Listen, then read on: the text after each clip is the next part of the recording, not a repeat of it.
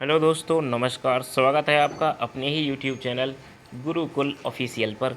मेरा नाम है अनूप शौकर और मैं आपको करा रहा हूं इतिहास, भारत का इतिहास का प्रैक्टिस। इससे पहले मैं आपको महेश ब्रह्मपाल जी की पुस्तक से सारे चैप्टर वाइज प्रश्न करा चुका हूं। वस्तुनिष्ठ प्रश्नों की प्रैक्टिस आप प्ले लिस्ट में जा कर के देख सकते हैं। महेश ब्रह्मपाल जनरल नॉलेज के नाम से प्ले लिस्ट बनी हुई है। ये उस सीरीज़ का लगभग 24 नहीं 31वां पार्ट होगा। इसमें मैं आपको रिवीजन कराता हूँ। कल हमने प्रश्न नंबर 21 तक कर लिए थे। आज हम करेंगे प्रश्न नंबर 22 से। महावीर की माता कौन थी? तो महावीर की माता का नाम था त्रिशला। सिकंदर महान का शिक्षक कौन था? तो वो था अरस्तु। निम्नलिखित में से वह शासक कौन था जिसने राज सिंहासन पर बैठने के लिए अपने पिता यानी बिंबिसार की हत्या कर दी? एक तरीके से बिंबिसार की हत्या करने वाला जो था, आप जानते हैं, अजातशत्रु था।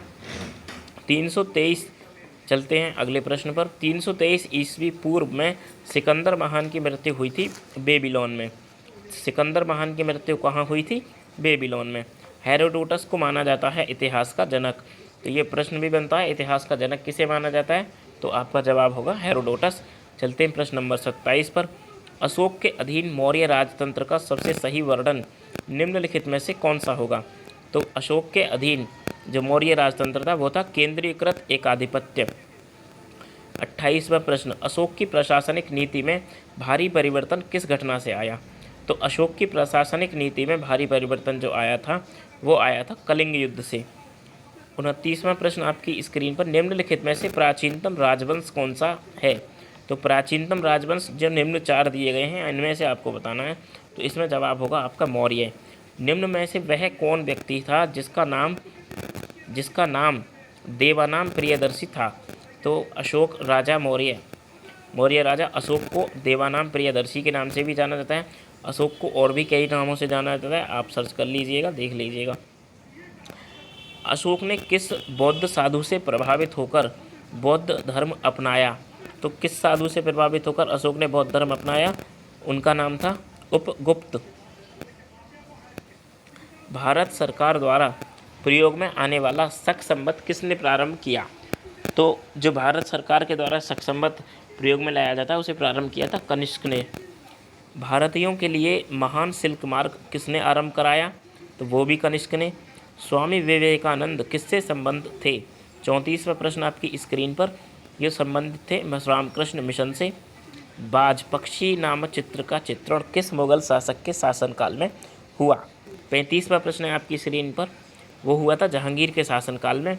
आप जानते हैं कि जहांगीर चित्रकला का काफ़ी शौकीन था और उसके समय पर चित्रकला अपने चरमोत्कर्ष पर थी। प्रश्न नंबर 36। गांधी जी के अनुसार सत्याग्रह किसका रूप ग्रहण कर सकता है? तो सत्याग्रह क्रांति का रूप ग्रहण कर सकता है।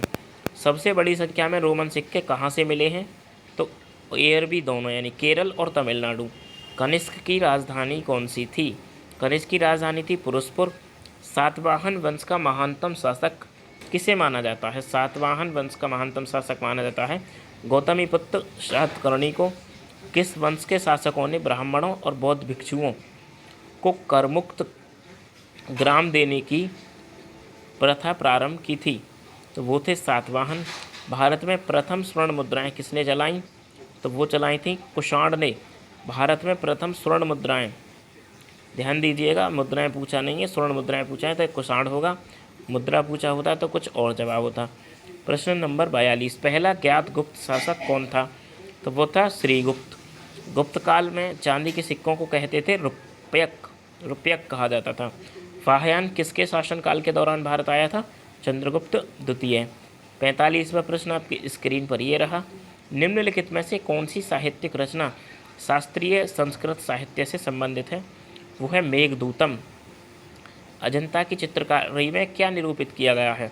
प्रश्न नंबर 46। तो अजंता की चित्रकारी में निरूपित किया गया है जातक।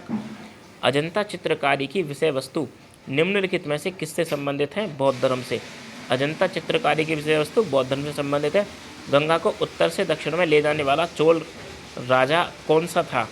तो गंगा को उत्तर से दक्षिण में ले जाने वाला जो चोल राजा था वो था राजेंद्र चोल। चोल राजा राजेंद्र ने निम्नलिखित में से कौन सी पदवी धारण नहीं की थी? ध्यान दीजिएगा, नहीं की थी।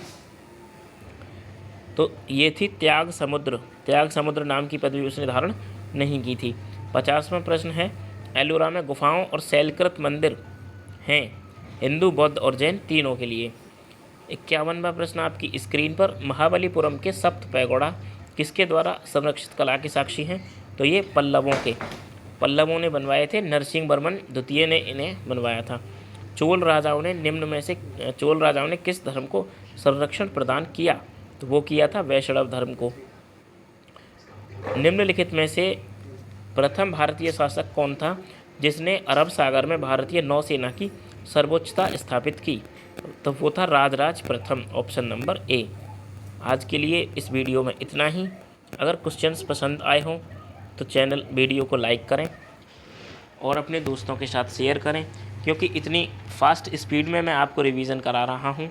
5 से 10 मिनट में हम 20 से 30 प्रश्न पढ़ते जा रहे हैं और उनके आंसर्स भी जानते जा रहे हैं। इससे हमारा रिवीजन करते रहने से बार बार प्रश्नों को भूलते नहीं हैं और एग्ज़ाम में स्कोर आपका यकीनन बूस्ट होगा। स्कोर बूस्टर सीरीज़ हमने इसका नाम इसीलिए रखा है। मात्र अभी मैंने ये 6 मिनट की वीडियो बनाई है और 6 मिनट में मैंने आपको कल 21 तक करवाए थे और आज हमने प्रश्न नंबर 53 तक, यानी कि 32 प्रश्न 32 क्वेश्चंस हम 7 मिनट में कर चुके हैं। तो वीडियो को लाइक करें, शेयर करें और चैनल को सब्सक्राइब करें, जिससे आपको नोटिफिकेशन मिलता रहे। Thank you so much for watching. मिलते हैं नेक्स्ट वीडियो में, तब तक के लिए बाय।